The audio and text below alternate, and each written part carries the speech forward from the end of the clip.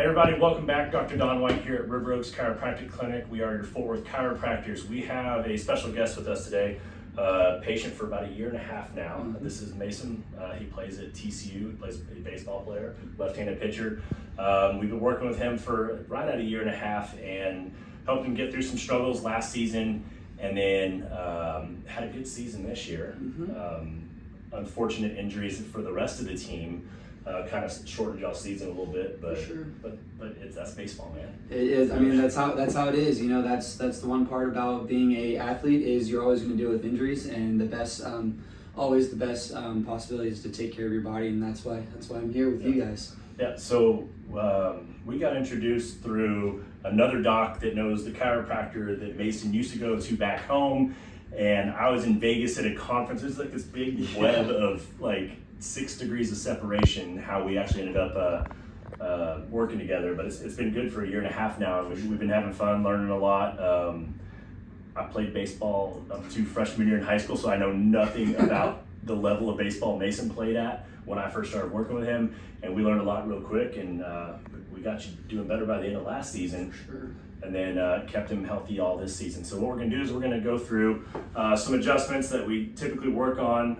He's a left-handed pitcher, so we've got some elbow and wrist stuff that we deal with on a regular basis. A little bit of shoulder, some scapula, so the shoulder blade. Hips are very important for mobility when you're pitching, so we'll talk about that stuff a little bit later. So let's go ahead and get you laying down on your stomach. Sure.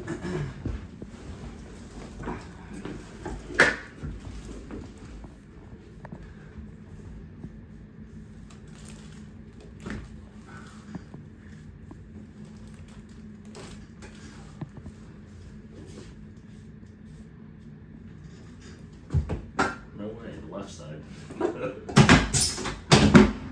His left sacroiliac joint acts up every once in a while.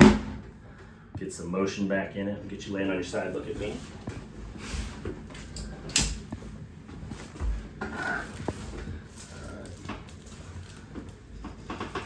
Typically we only get to work on him, roll over this side. We typically only get to work on him a couple days after a game, then he's off to the next series against whatever team they're playing next. That's a good one. But now the class is out for the summer. Free. You're free. You got all the time in the world now. All right. How are the hips? Hips are actually, we'll find out right now. Right there. Mm-hmm. It's this.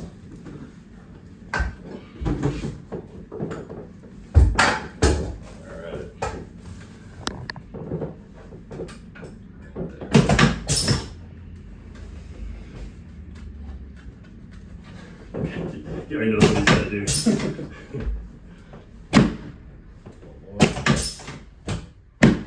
There we go.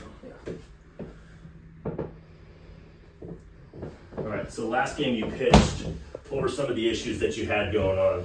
Yeah, so the last game I had an issue with my with the shoulder a little bit in the anterior side. So being able to, I feel like I wasn't getting the full rotation that I could have probably had. Was some of that from your pelvis and hips too, or? I would say so. You know, sitting on a flight, we had a it's a 2.5 hour flight because we got to go out to Phoenix for the last one. So that's always usually how it works. Is whenever you start throwing, obviously everything works from the ground up with pitchers. You know. Yep.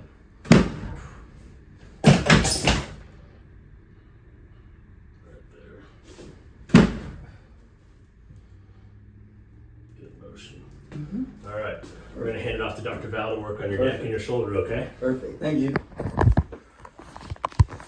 All right, let me get you set facing that way for me, please. I'm going to do some work on the feet as well.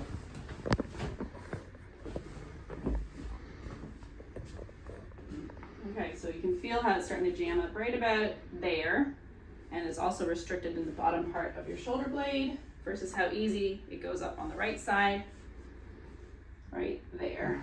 Okay. A lot of times we've got ribs in the front as well as in the back that are getting restricted. Okay, so what I'm going to do is have you on your side facing me, please.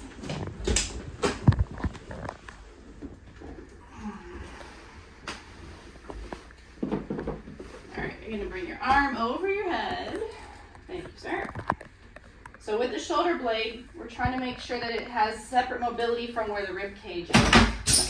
So we're going to open up this space a little bit. And when that happens, rather than feeling like it's pulling him instead of letting him come up, it's going to come up easier. And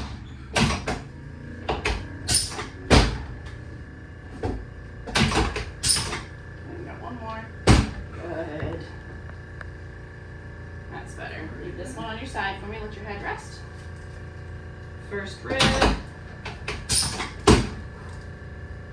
And then the ribs from the front, because they're going to be jammed in the front and in the back.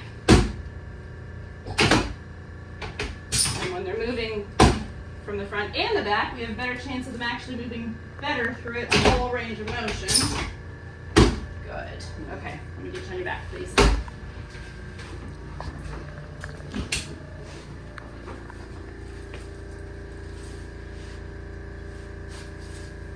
we go. Upper part of the neck usually is both sides, and then lower part on the left with that first rib. Let that go. Thank you.